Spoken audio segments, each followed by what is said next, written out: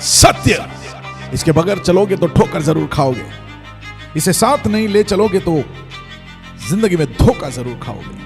इसे ओढ़े बगैर चलोगे तो जिंदगी के ठंड में आप कांपते रह जाओगे, अंधेरे और अंधविश्वास में घिर जाओगे। आकाश की ऊंचाइयों को अगर आप छूना चाहते हो तो सत्य आपके पंखों के नीचे वो पवन होगा।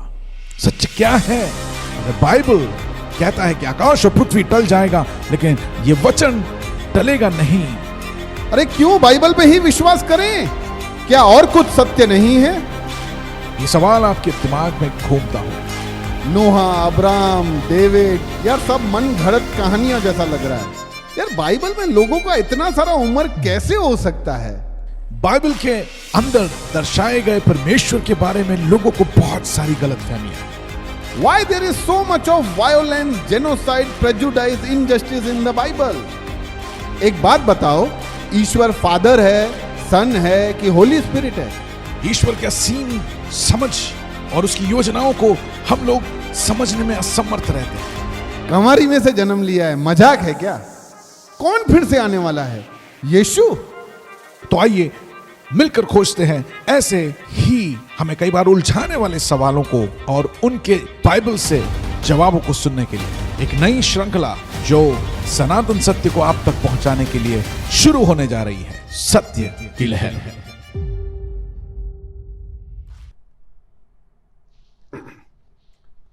हेलो गिरीश भाई, वेलकम। कैसे हैं आप? एकदम फैंटास्टिक। आप कैसे? बोलिए।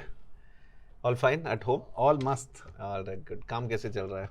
Everything going good. सब कैसे आप सब कर पा रहे हो? प्रभु के नाम को आगे रखते हुए आप कर पा रहे हो सब?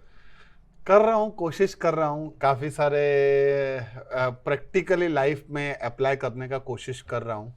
कहीं पे मुश्किल हो रहा है, कहीं पे आसान हो रहा है, कहीं पे कंफ्यूजन हो रहा है, बट स्टिल जब से लास्ट टाइम अपने मिले थे और वो पूरा गुड फ्राइडे वाला हमने सुना था, तब से एकदम थोड़ा सा एक और पुश जैसे मिल गया हो कि अगर वो खुदा इतना सर्वज्ञानी सर्व सामर्थी होकर अगर ऐसा कर सकता है मेरे लिए, तो मैं उसके लिए मुझे कितना करना चाहिए। क्या हर दिन शुभ दिन बनकर निकल रहा है? शुभ दिन तो एक्चुअली है ही ना। देखो ना, मैं कभी कभी ऐसा सोचता हूँ कि कितने सारे लोग कल रात को मर गए होंगे, कल के दिन में मर गए होंगे। आज का दिन और आज मुझे मिला है तो अल्टीमेटली कुछ ना कुछ पर्पस होगा मेरी लाइफ के लिए, इसलिए एक और दिन आई हैव रिसीव्ड। अदरवाइज तो बिना पर्पस के तो क्या होता है? कुछ भी होता तो नहीं है। यस। तो आज का जो मेरा विषय, जो वो अपने लास्ट टाइम जो कर रहे थे गुड फ्राइडे, तो मैंने बताया, पूछा था से गुड फ्राइडे आता है, फिर सैटरडे, फिर एक ईस्टर आता है। तो मुझे जानना है कि ये ईस्टर किसको बोलते हैं। अच्छा, ईस्टर के ऊपर आप आओ, बताओ। उससे पहले लास्ट टाइम अगर इफ़ यू रिमेंबर, मैंने पूछा था कि मीन्स आपने कहा था कि मौत को हराना है तो उसका सामना करना जरूरी है। किसी को भी हराना है तो सामना करना जरूरी है, एंड दैट्स वाई जीसस ने मौत का सामना किया। पर हराना और सामना करना में तो जीसस मर गया, यानी मौत जीसस को निगल गया। तो फिर अल्टीमेटली जीसस डाइड।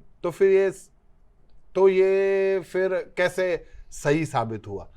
तो जस्ट मैं सोचा था सामना करके मरना ही है, तो फिर सामना नहीं करना बेटर नहीं है? तो जस्ट कंफ्यूजन था, तो मैंने कहा राइट। ये अगर कहानी यहीं पर बुक समाप्त हो जाता, खत्म हो जाता, तो हम समझ सकते हैं कि बाकी कहानियां जैसे ही है। लास्ट में मतलब कहाँ पे खत्म होता? जो क्रूज के बाद अगर अच्छा। अगर खत्म हो जाता कि यीशु मसीह अब अपनी जान देकर वो मर गया, और कहानी ऐसे बताया कि उसने जान हमारे लिए दिया।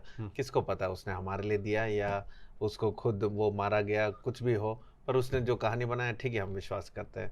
तो वहाँ तक अब हर एक लोगों जैसा वो भी हमारे लिए बलि हो गया और हमारे जगह में वो मर गया। ठीक है, वो बात तक सही है। और बात अगर बुक खत्म हो जाता तो वहीं पर कहानी खत्म हो जाता, लेकिन ऐसा नहीं है। और इसलिए हम ये नहीं कह सकते कि अच्छा, मृत्यु का सामना किया और मृत्यु ने उसके ऊपर जीत लिया, ऐसे तो लग ही रहा है क्योंकि वो मर गया राइट। यीशु मसीह। लेकिन इस बात को अब फिर से मैं कहना चाहता हूँ कि यीशु मसीह मारा नहीं गया, उसने अपना जान खुद दिया। और इसमें फ़र्क है, और इसमें ये फ़र्क है कि यीशु मसीह ने हमारे जगह लेते हुए उसने अपना जान दिया इन एक्सचेंज। वो सब्स्टिट्यूट बनकर वो अपना जान दे रहा है हमारे लिए, ताकि हम उसके जीवन को प्राप्त करें। और हमारा मृत्यु उसने अपने ऊपर ले लिया और उसने मृत्यु का सामना किया, यानी सिर्फ दूर से देखकर उसको ख़त्म नहीं किया, मृत्यु के अंदर वो गया। He faced death, he went into death, he went through it, he went through the death। वो मृत्यु को पाकर वो उस जगह में गया जहाँ पर सब लोग मरे हुए, जो लोग जहाँ इकट्ठे हुए हैं, जो बाइबल में काफ़ी बार ये वर्ड शियोल का इस्तेमाल किया गया है, जो इंग्लिश में हेडिस कहते हैं। जो पाताल जो शब्द वहाँ पर इस्तेमाल किया गया है, उसका मतलब बस यही है कि जहाँ पर मरे हुए लोग रहते हैं। मतलब पाताल यानी वो जमीन के नीचे, हेडिस उसका समझ हमारा अंडरस्टैंडिंग ऐसे है कि ये बॉटम पिट है या डार्क प्लेस है जहाँ पर सारे, पर अंडरस्टैंडिंग समझ ये था कि मरे हुए लोग जहाँ पर इकट्ठे होते हैं वो जगह हेडिस होता है, वो जगह शियोल जो इब्रानी भाषा में जो दिया गया शब्द है शियोल है, और it's a place of the dead. So all people who are dead are there. तो वहाँ पर यीशु गया और वहाँ पर यीशु जाकर उसने, यानी पूरा मृत्यु का पूरा प्रोसेस जो होता है वो सब उसने देखा। उसने जो वहाँ पर जो मसीह के लिए इंतज़ार कर रहे थे, जो पुराने नियम में हम देखते हैं, जो इंतज़ार कर रहे थे, जो देख रहे थे कि राह देख रहे थे कि एक दिन मसीह आएगा, और जो भविष्यवाणी को कहकर समझकर जो सुनकर जो इंतज़ार करते, उन सबको परमेश्वर ने वहाँ पर बताया और यीशु ने वहाँ पर समझाया, और फिर वो बाहर आता है। यानी ये प्रोसेस जब देखते हैं हमें पता चलता है कि जब जो पृथ्वी में जो रियलिटी में जितना टाइम ले रहा है वो है शुक्रवार से लेकर शनिवार, और शनिवार से लेकर रविवार, और इसके बीच में जो कुछ हो रहा है उसने बहुत सारे चीज़ें जब किए, और वो ये था कि he went to the place of the dead and he shared and he showed what he is and why he's come there and he came back to life। और जो रविवार के दिन में हम देखते हैं, तो कहानी अगर यहीं ख़त्म हो जाता तो हम कह सकते हैं कि इसमें क्या है कि वो तो हार गया, मर गया, लेकिन मरने से, क्योंकि वो मरे हुओं में से वो जी उठा, he is the first one two rise, जो हम रविवार के दिन जो हम मनाते हैं और जो याद करते हैं, वो हम यहाँ पर देखते हैं कि दैट कंटिन्यूज द स्टोरी। और यहाँ पर एंड नहीं है, तो यहाँ पर ये नहीं है कि यहाँ पर समाप्त हो गया और बात खत्म। ये होता तो आप कह सकते हैं कि इसमें क्या है, मर गया तो मृत्यु का सामना किया और वो मर ही गया, right. But that is not the case ना, द स्टोरी कंटिन्यूस, और वो कंटिन्यूशन बहुत ज़रूरी है। इसलिए हमें पुनरुत्थान के बारे में बात करना ज़रूरी है। द रिजरेक्शन जो टॉपिक हमें ये सुसमाचार का जो कंप्लीट मैसेज है वो पुनरुत्थान में एंड होता है।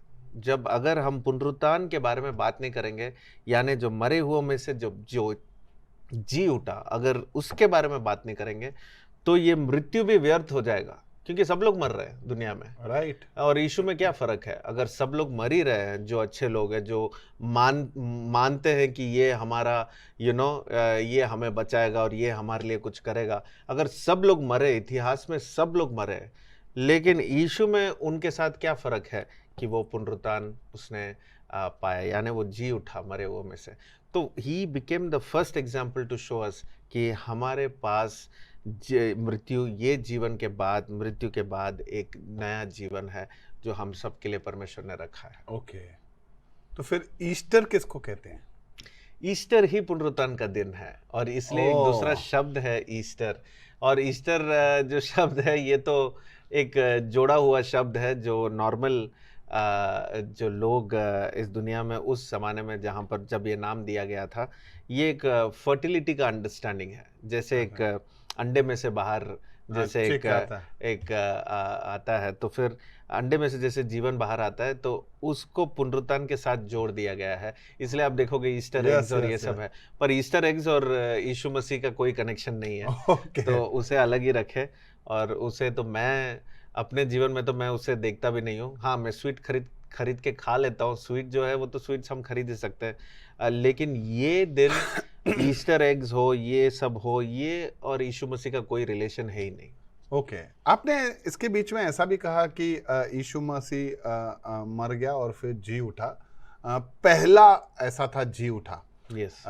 पर जस्ट जहाँ तक मेरा बाइबल का समझ है और जो मैंने थोड़ा थोड़ा बीच बीच में पढ़ा है, I think there are some characters Bible में जो हैं जो मर गए थे और वो वापस जी उठे।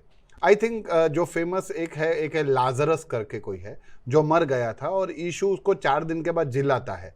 तो एक वो है जो मर गया था और वो जी उठता है। तो how come Jesus is first? Okay, so Lazarus और इससे पहले जायरस की बेटी, और फिर ऐसे बहुत सारे एग्जाम्पल्स हैं जहाँ पर हम देखते हैं कि मृत्यु के बाद भी जब जीवन जब बाहर वापस मिलता है। और आज के दिन में भी हम देखते हैं बहुत सारे ऐसे लोग हैं जो पूरे दुनिया में हम देखते हैं कि जहाँ पर प्रार्थना करने के वजह से बहुत सारे मरे हुए लोग भी वापस जी उठते हैं। लेकिन उनका जी उठना यही जीवन में वो जी उठते हैं, यानी यही आइडेंटिटी में वो जी उठते हैं। लेकिन मसीह ने जो हमें दिखाया, यीशु मसीह ने जो पुनरुत्थान का जो सामर्थ दिखाया, वो ये है कि मरने के बाद जो हमारा एक नया जीवन है, यानी उसके बाद जो हमारा एक नया एक्सपीरियंस, एक रिजरेक्शन, पुनरुत्थान का जो शरीर जो है वो ये शरीर से अलग है। पुनरुत्थान का शरीर, ये जो शरीर है ये मिट्टी के साथ बना और मिट्टी में मिल जाएगा। और जो लोग वापस आए, जो मरे हुए में से जो मतलब जब मर गए थे, जब परमेश्वर ने उन्हें वापस जी उठाया, तब जिलाया, तब वो ये मिट्टी का शरीर में ही वापस आए। लेकिन यीशु मसीह ने हमें ये दिखाया, वो एक प्रोटोटाइप बन गया उसका शरीर। वो जो शरीर, जो नया शरीर है, जो पुनरुत्थान का शरीर है, जो हम सबको मिलेगा जब हम ये पृथ्वी को क्रॉस करके, यानी ये दुनिया को क्रॉस करके जब हम उस पार जाएंगे जो परमेश्वर ने हमें तैयार किया है हमारे लिए। तो वो जगह में जाने से पहले हमें ये पुनरुत्थान का शरीर जरूरी है, the covering that we need to go there. और ये शरीर के लिए कोई मतलब ये शरीर कपड़े के साथ ही आता है, ऐसे ही हम देखते हैं। क्योंकि हम कहीं नहीं देखते जब कि यीशु जी उठा और वो उसने नया कपड़ा कहीं पर उठा लिया और पहन लिया। हम देखते हैं कि वो जैसे जी उठा, और ना ही वो बिना कपड़े के था, बिना वस्त्र के था। तो उसके ऊपर कपड़ा तो था ही, वस्त्र तो था ही, और फिर वो जहाँ कहीं भी गया, ना ही उसने वो पुराने कपड़े पहने जिसमें उसको बांध कर वहाँ पर उसको बरी किया, कब्र में बरी किया गया था, उसमें भी नहीं था। तो यानी ये समझ, जो पुनरुत्थान का जो शरीर है ये कुछ अलग ही है, जो दीवारों के बीच में क्रॉस करके वो जाता है, और साथ ही साथ उसको टच भी कर सकते हैं, उसको छू के भी देख सकते हैं। यानी ये शरीर जो है ये एक नया शरीर है जो परमेश्वर हम सबको देने वाला है और दे रहा है। जो कोई मसीह में विश्वास करते हुए जो अपने जीवन को यहाँ पर समाप्त करेंगे, वो जब जी उठेंगे उनको ये पुनरुत्थान का शरीर मिलेगा। और यीशु मसीह वो पहला है जिसने हमें वो दिखाया कि ये शरीर के साथ तुम मेरे साथ आ सकते हो। ओके, मीन्स अगर अपनी ही बॉडी में वापस मरकर जी उठे तो दैट इज भाई मृत्यु से वापस आ गए। यस, वो ये मिट्टी के शरीर में, लेकिन एक नए शरीर में जी उठे, that is called as resurrection, resurrected body या रिजरेक्शन। पर तो फिर यानी जैसे बहुत सारे कल्चर्स में और बहुत सारे धर्मों में ऐसा पुनर्जन्म करके होता है। मीन्स सपोज एक जना मरता है तो वो उसी बॉडी में नहीं, दूसरे बॉडी में ही वापस रीबर्थ लेके आता है। तो क्या यू मीन टू से कि ये रेजरेक्शन एंड रीबर्थ दोनों सेम है? नहीं, अब ये पुनर्जन्म जिसके बारे में आप बात कर रहे हैं, जो काफ़ी फेमस अंडरस्टैंडिंग है हमारे कल्चर में, वो ये है कि एक जीवन समाप्त होने के बाद जब वो फिर से जन्म लेता है तो वो एक नया फॉर्म में लेता है। फॉर्म यानी वो मनुष्य नहीं बनता है, वो शायद और कुछ भी बन सकता है, वो जानवर भी बन सकता है, वो कोई चीज़ भी बन सकता है, कुछ भी हो सकता है। वो उनका अंडरस्टैंडिंग है। या कोई फिर से एक इंसान भी पैदा हो सकता है, लेकिन कुछ और फॉर्म में, कुछ और देश में, कुछ और जगह में। और ये इनका समझ है कि हम बार बार पुनर्जन्म लेते और इतना बार लेते जब तक हम मोक्ष प्राप्त नहीं करते। और ऐसे समझ बहुत सारे, निर्वाणा हो, मोक्ष हो, ऐसे बहुत सारे शब्द है जो इस्तेमाल किया जाता है, लेकिन बाइबल का समझ वो नहीं है। बाइबल का समझ एक ही जीवन जो आप और मैं यहाँ पर जी रहे हैं। अब देखिए, जब बार बार पुनर्जन्म लेते हैं तो पिछले जन्म का जो आइडेंटिटी है, जो अस्तित्व है, वो मिट जाता है, खत्म, क्योंकि आप नया जन्म ले रहे नहीं, हो। पर कहीं कहीं कैसा होता है कि सपोज कि भाई आज मेरी कुछ इच्छाएं हैं, मुझे कुछ पूरा करना है, तो वो मैं नहीं कर पाया और मैं मर गया, तो मैं फिर किसी और के रूप में, मतलब फिर क्या मेरे बेटे के रूप में या किसी चाचा के बेटे के रूप में, ऐसा कहा जाता है कि वो व्यक्ति जो मर गया था, अक्सर कहते हैं कि थोड़े से सिंबल्स मिल जाते हैं, भाई हाथ पे निशान है तो उसके भी हाथ पे पैदा होने वाले के निशान है, तो वो ही जन्म लेके वापस आया है। They consider it, not necessary कि अलग फॉर्म में भी हो, सेम मनुष्य भी लेके आ सकता है, तो ये भी Absolutely. अलग है। ये तो एब्सोल्युटली पूरा अलग है, और इस बात में हमें ज़्यादा अंदर नहीं घुसना चाहिए, क्योंकि इसका कोई नींव है नहीं, कुछ फाउंडेशनल नहीं है।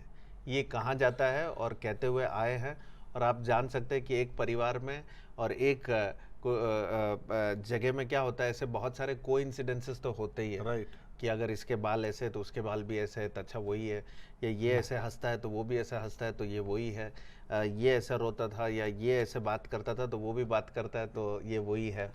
ये सारे कोइंसिडेंसेस तो हो सकते हैं, लेकिन इसका कोई बेस नहीं है। ये कहाँ तक जाओगे आप ऐसे उठाकर, ये सब बताकर? हाँ, शायद जो दुख में है, जो जिसके परिवार में गुजर गए थे, उनके दुख को कम करने के लिए ऐसे बताया जाता था, और उनको एक तृप्त हो जाता था कि अच्छा ठीक है, ये मेरे सामने अभी जिंदा है। ओके। तो उसको देखकर वो खुश हो जाते थे।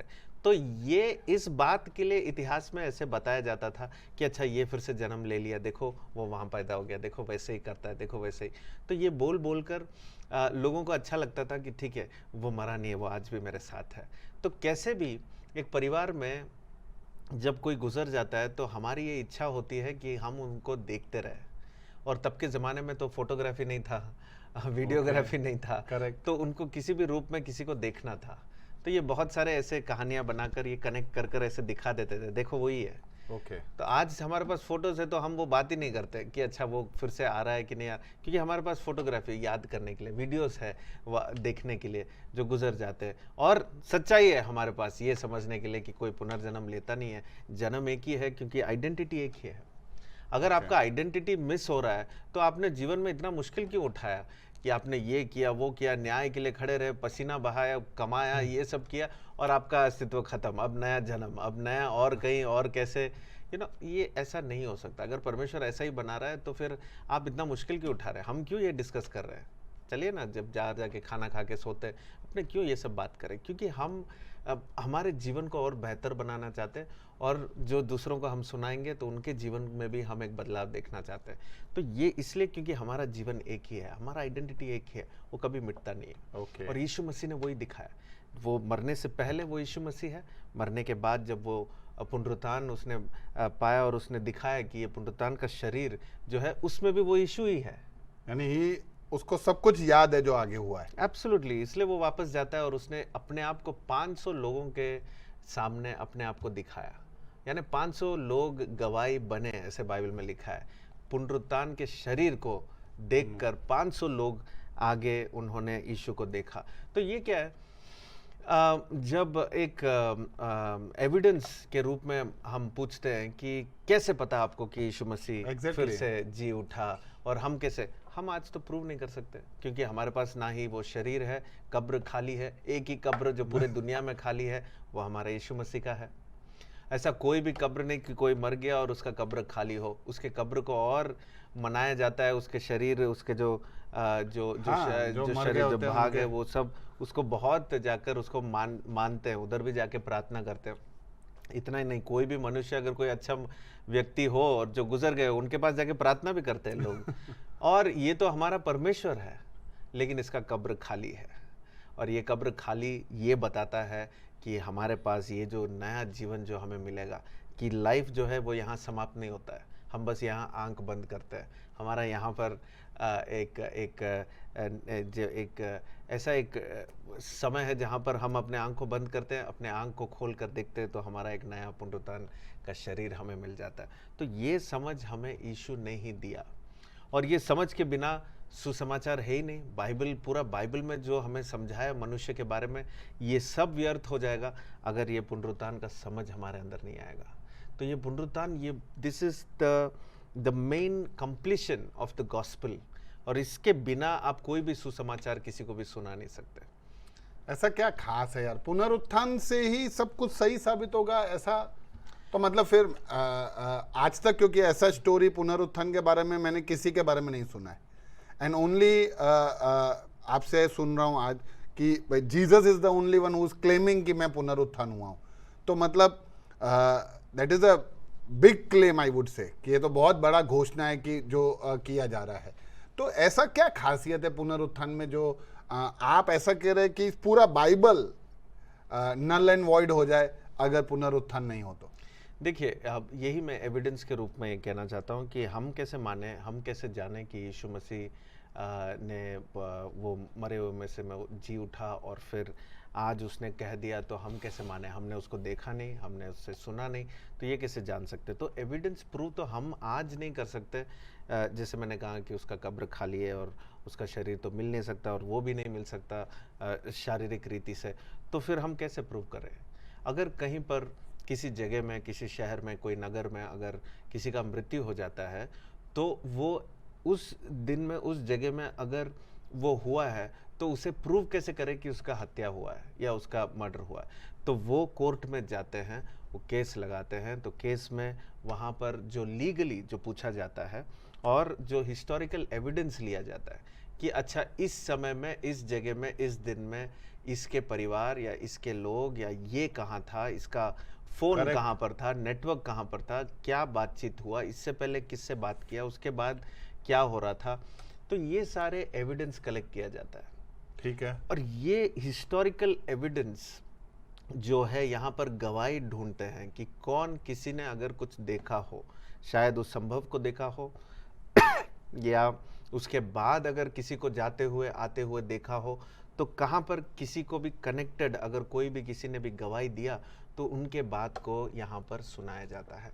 और इसी लीगल वे, यही एक ऐसा एक रास्ता है जहाँ पर एविडेंस को हम ला सकते हैं, और वो ही बाइबल में हम देखते हैं कि सुसमाचार के बाद जब यीशु मसीह का जो ये जो जीवन, मृत्यु और फिर जब वो जी उठा, उसके बाद, वो जाने के बाद जो हुआ, जब कलीसिया शुरुआत हुई, वहाँ पर हम देखते हैं कि ये कैसे बताने लगते हैं, इनके जो चेले थे ये कैसे बातचीत करने लगते, ये क्या बताते हैं, इनका विटनेस क्या है।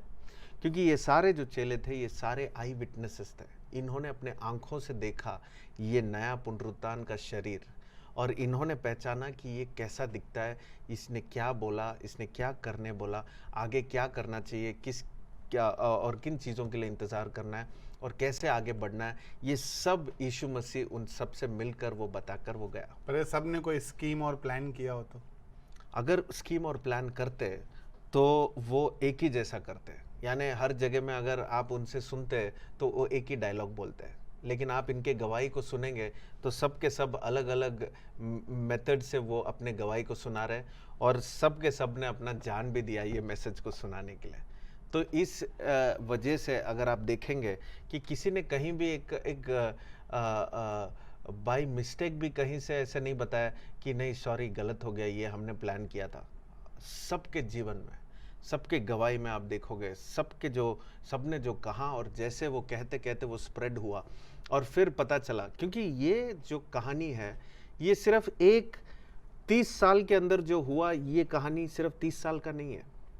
ये आदि में आदम हवा के टाइम से लेकर यहाँ तक जब हम सुसमाचार में पढ़ते हैं यीशु के समय तक, ये पूरा भविष्यवाणी जो किया गया है ये सब कंप्लीट होते होते होते आया। इसलिए यहूदी लोगों को पता था कि अच्छा इतिहास में ऐसे बताया है, यही यीशु ने पूरा किया।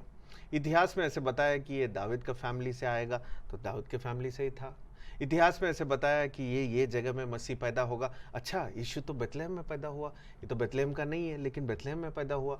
अच्छा तो ये तो वो प्रोफेसी फुलफिल हुआ। अच्छा, यीशु ने ऐसे ऐसे कहा था कि मुझे मैं मरूंगा और मैं जी उठूंगा, मैं योना की तरह, मैं 3 दिन और 3 रात को मैं मुझे रखा जाएगा और फिर मैं आऊँगा वापस। तो ये सारी बातें जब वापस सोचने लगे उसके चेले, तो उनको समझ में आया, अरे ये तो मसीहा ही है, और इसने जैसे हमने देखा, जैसे हमने समझा, वो सच है, और इसके बारे में हम सारे जगत में जाके बोलेंगे, जैसे यीशु ने कहा कि तुम जाओ और सबको सुसमाचार सुनाओ।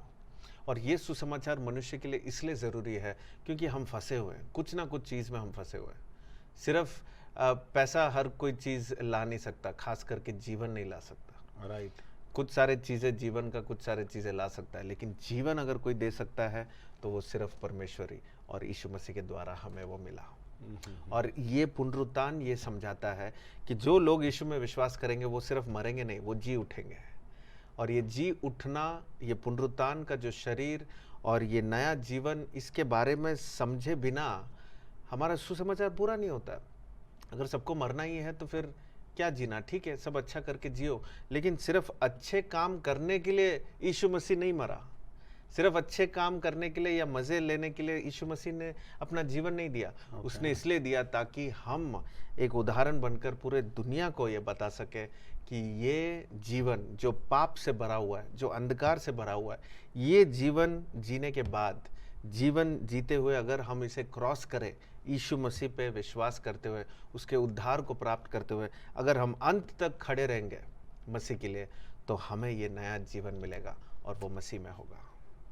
ओके, तो यानी रेजरेक्शन सबका नहीं होता है, यू मीन टू से, यानी जो भी मरेगा उसका रेजरेक्शन नहीं होगा।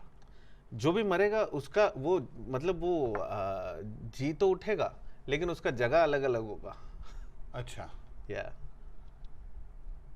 तो फिर अल्टीमेटली रेजरेक्शन ये जीसस का जो हुआ, उससे सॉरी मेरे को क्या, जस्ट ऐसे कि ठीक है ना, यहाँ रेजरेक्शन नहीं भी होता तो, पर आपने बोला कि ठीक है वो नहीं होता तो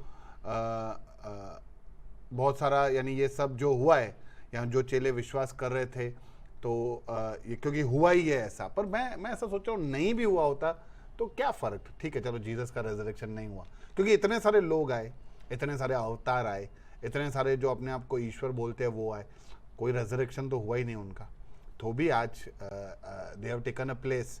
तो अल्टीमेटली जीसस का भी नहीं होता तो what difference it would have made. तो ये बात समझना जरूरी है कि जब मैं मृत्यु कह रहा हूँ तो वो सिर्फ हमारे एक डेथ के बारे में नहीं कि हमने ये जीवन जी लिया और फिर हम मर जाते हैं तो वो एक ही मृत्यु है। ऐसे बहुत सारे मृत्यु है, और ये जो मृत्यु, जो पाप का वेतन, जो मृत्यु जो बताया गया है, ये मृत्यु सिर्फ हमारे इस जीवन को समाप्त करते जब हम जाते हैं, वो मृत्यु ही नहीं, उसके बाद भी सदा के लिए मृत्यु है। जो लोग परमेश्वर के दूर है, जैसे हम जानते हैं परमेश्वर जीवन है, वो जीवन देता है, उसके हाथों में जीवन है, वो जीवन और पुनरुत्थान है। यीशु ने खुद कहा कि I am the resurrection and life. वो जब जीवन देता है तो हम जीवन प्राप्त करते हैं। अब वो उसके पास अगर हम ना जाए तो हम अंधकार की ओर जाते हैं, we go on the opposite direction, अंधकार की ओर जाते हैं या मृत्यु की ओर जाते हैं। तो मृत्यु जो है, it's a constant journey after living a life without Jesus और विदाउट गॉड। जो परमेश्वर के बिना जो अपने जीवन को जीते हैं वो मरे हुए के समान है, वो मरे हुए के समान है। और वो अपने जीवन को, चाहे वो अब सांस तो ले रहे होंगे लेकिन उनके अंदर सब कुछ मरा हुआ है। यानी ये समझ हमको जानना है कि वो परमेश्वर से कनेक्ट नहीं हुए तो उनके अंदर जीवन नहीं है। हाँ, बाहर श्वास ले रहे, इसलिए तो मनुष्य को यहाँ पर इस धरती में, इस पृथ्वी में बाकी सृष्टियों के साथ वो जब अपने आप को देखता है तो उसको कोई फर्क नहीं पड़ता है। उसको लगता है जानवर, अच्छा जानवर भी मैं भी हूँ, तो पक्षियाँ हैं तो मैं भी हूँ, अच्छा वो भी खा रहे हैं तो मैं भी खा रहा हूँ, तो इसमें क्या फ़र्क है। हमें वो अंतर पता नहीं चल रहा है कि हम परमेश्वर के स्वरूप में बनाए गए, परमेश्वर के नज़रों में बनाए गए हैं ताकि हम परमेश्वर के लिए जिए। हमारा जो मकसद है, हमारा जो पर्पस है, जो योजना है, वो परमेश्वर के लिए जीना है। परमेश्वर ही बता सकता है कि हम कैसे परमेश्वर के लिए जी सकते हैं, और इस जीवन को हम अच्छी तरीके से कंप्लीट करते हुए हम कहाँ जाएंगे, परमेश्वर के पास ही जाएंगे। और परमेश्वर चाहता है कि हम उसके साथ रहें, लेकिन उसके पास कैसे जाएंगे जब पाप हमारे अंदर है? तो पाप से हमें छुटकारा मिलने के लिए हमें यीशु मसीह का उद्धार प्राप्त करना ज़रूरी है, जिसने हमारे बदले में दंड उसने ले लिया अपने ऊपर, जो क्रूस में लिया। ओके। और उसके बाद जब वो मरा और फिर वो तीसरे दिन जब जी उठा, वो जीवन जो है वो हमारा विरासत है, इट्स आवर इनहेरिटेंस, कि हमको भी वो अनंत काल जीवन मिलेगा, कि हम यीशु के साथ हम सदा के लिए हम अपने जीवन को हम अनंत काल के लिए जिएंगे।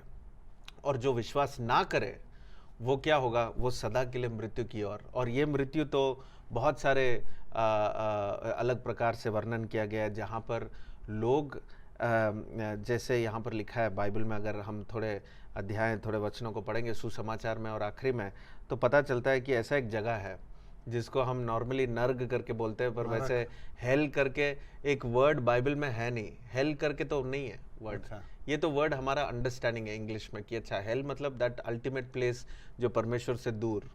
क्योंकि जब हम नरक कहते हैं, जब हम हेल कहते हैं, तो हमारे दिमाग में ऑलरेडी हम एक पिक्चर आ जाता है, राइट, कि अच्छा सब आग वहाँ है, पर आग है और शैतान सबको वेलकम कर रहा है और सबको अंदर भेज रहा है, सबको अंदर डाल रहा है और वहाँ सब मज़े कर रहे हैं, सब नाच गाना हो रहा है। तो हमें लगता है कि नर्क अच्छा वैसा है तो मज़े का जगह है पर नर्क ऐसा नहीं है। जो वर्णन किया गया है बाइबल में, ये जानना ज़रूरी है कि नर्क ऐसा जगह है जो जिसका समझ हमारा है बाइबल से, वो ये है कि एक जगह जहाँ पर सदा के लिए वो दर्द में, पीड़ा में, आग में जलते हुए सदा के लिए रहेंगे। ऐसा नहीं कि एक बार जैसे इस धरती में अगर आग लगता है तो थोड़े देर के लिए आग लगेगा और हम एशेस हो जाएंगे, जल जाएंगे और फिर सब खत्म, पर ऐसा नहीं। ये जो जगह है जहाँ पर सदा के लिए मृत्यु होगा, तो यानी हम मरेंगे नहीं लेकिन मरते रहेंगे सदा के लिए। ऐसा एक जगह जो परमेश्वर से दूर जाता है उसको वैसा एक जगह मिलता है। यानी साफ है, ये नहीं है कि परमेश्वर सबको धक्का दे रहा है उधर। परमेश्वर तो चाहता है, बाइबल में लिखा है कि कोई भी वहां नहीं जाए, और ये हमारा मकसद है। हम क्यों बात कर रहे हैं इसके बारे में? ताकि वो जगह खाली हो। वो नरक जगह जो हम यहाँ पर बात कर रहे हैं, जो नरक जो शब्द है वो बाइबल में नहीं है, पर मैं ये बात कह रहा हूँ कि ऐसी एक जगह जो परमेश्वर से दूर जाने वालों के लिए जो मिलता है सदा के लिए मृत्यु, वो जगह खाली हो। इसलिए हम सुसमाचार सुनाते हैं। इसलिए यीशु ने कहा कि जाके ये समाचार सुनाओ कि जो मरेंगे, तुम चिंता मत करो, वो मरे हैं तो उनका खत्म नहीं हुआ है जीवन। अगर उन्होंने विश्वास किया मुझ पे तो वो जिएंगे, सदा के लिए जिएंगे।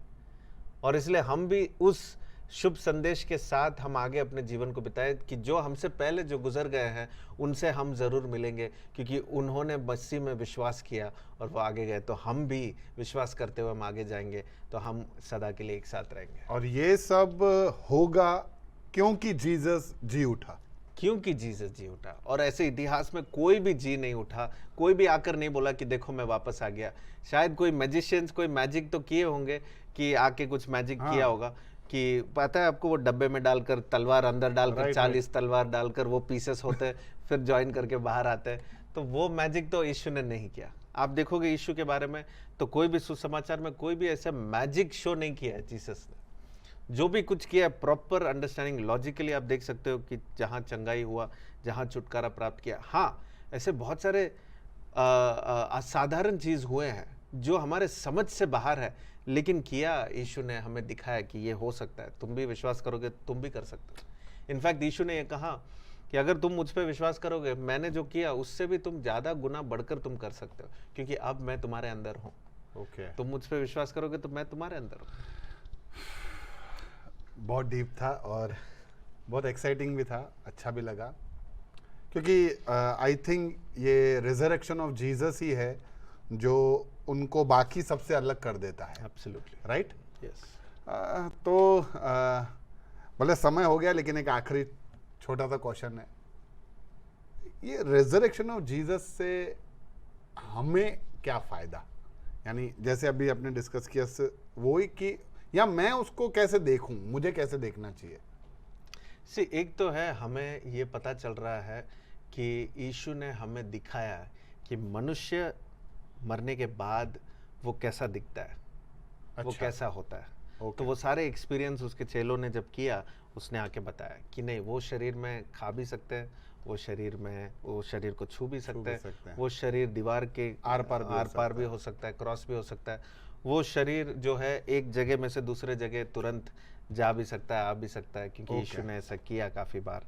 तो हम देख सकते हैं कि काफ़ी सारी चीज़ें हैं जो ये रिजरेक्टेड बॉडी में है, जो हम में नहीं है अभी।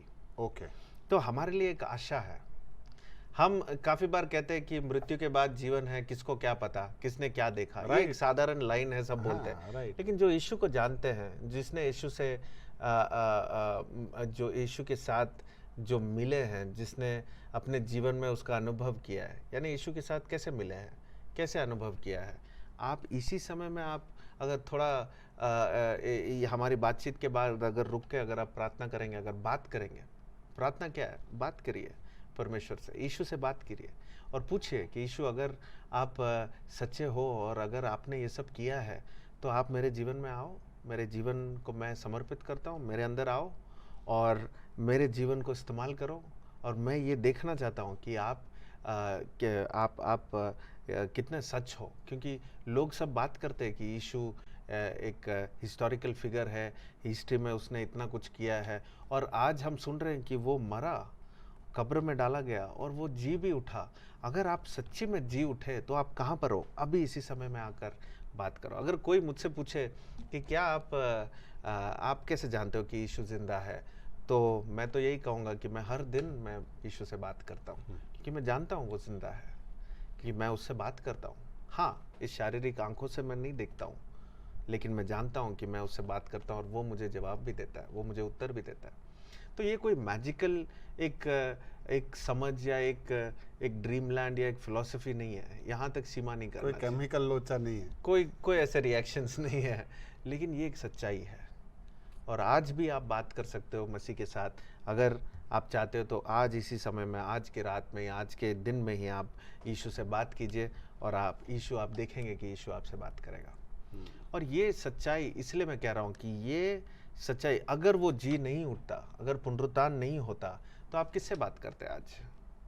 क्योंकि सब लोग तो जाकर मरे हुए कब्र में जाकर बात करते कि तुम जहाँ कहीं भी हो, हाँ तुम कैसे भी हो, तुम सही सलामत हो, ऐसे बात करते। लेकिन हम जानते हैं कि यीशु जिंदा है, वो हमसे आके बात करेगा। और इसलिए तो वो आया इस दुनिया में, ताकि हम इस बात को समझ पाए कि मृत्यु एक चीज थी जिसको हराना था, बाकी सब तो यीशु मसीह हमको मदद कर रहा था जीतने के लिए। पूरे इतिहास में मनुष्य सब चीज़ों को वो आर पार करके वो आ रहा था। और ये जो मृत्यु है, ये सिर्फ शारीरिक मृत्यु नहीं, ये एक आत्मिक मृत्यु भी है, जिसकी वजह से हम परमेश्वर के दूर होने के वजह से जो हमारे जीवन में आया। लेकिन मसीह ने वो दूरी को ख़त्म कर दिया और मृत्यु को हरा दिया। मृत्यु को हराने वाला इतिहास में कोई नहीं। जितने सारे लोगों ने युद्ध में लोगों को हराया है, शत्रुओं को हराया है, चीज़ों को ख़त्म किया है, देशों को ख़त्म किया है, बहुत सारे चीज़ों को ख़त्म किया है, लेकिन मृत्यु को किसी ने हराया, और यीशु ने यहाँ पर हराया। और हम जानते हैं जिसने मृत्यु को हरा दिया उसके पास जीवन है, और अगर हम उसके पास जाएंगे तो हम जीवन सदा के लिए पाएंगे। हाँ, अंतिम शब्द बहुत ही एनकरेजिंग थे कि जहाँ पे हर शूरवीर कितना भी पावरफुल हो, एक दिन मौत के आगे झुक ही जाता है, लेकिन यहाँ मौत यीशु के आगे झुक गई। Yes, right, yes. I want to know more. दिल मांगे मोर। तो क्योंकि क्या अभी तक जो अपने पढ़ रहे थे वो अभी तक ये ऐसा एकदम जीसस के बारे में इतना पढ़ा नहीं था। थैंक यू भाई।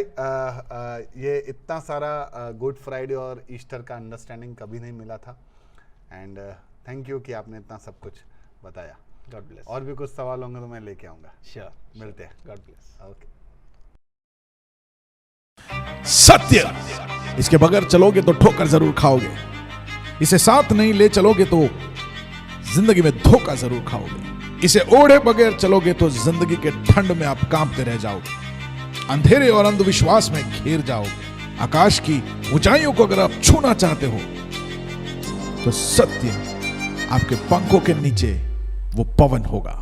सच क्या है? बाइबल कहता है कि आकाश और पृथ्वी टल जाएगा, लेकिन ये वचन टलेगा नहीं। अरे क्यों बाइबल पे ही विश्वास करें? क्या और कुछ सत्य नहीं है? ये सवाल आपके दिमाग में घूमता हो, नोहा, अब्राहम, डेविड, यार सब मन घड़त कहानियां जैसा लग रहा है। यार बाइबल में लोगों का इतना सारा उम्र कैसे हो सकता है? बाइबल के अंदर दर्शाए गए परमेश्वर के बारे में लोगों को बहुत सारी गलतफहमियां। Why there is so much of violence, genocide, prejudice, injustice in the Bible? एक बात बताओ, ईश्वर फादर है, सन है कि होली स्पिरिट है? ईश्वर के असीम समझ और उसकी योजनाओं को हम लोग समझने में असमर्थ रहते हैं। कंवारी में से जन्म लिया है, मजाक है क्या? कौन फिर से आने वाला है? यीशु? तो आइए मिलकर खोजते हैं ऐसे ही हमें कई बार उलझाने वाले सवालों को और उनके बाइबल से जवाबों को सुनने के लिए एक नई श्रृंखला जो सनातन सत्य को आप तक पहुंचाने के लिए शुरू होने जा रही है, सत्य की लहर।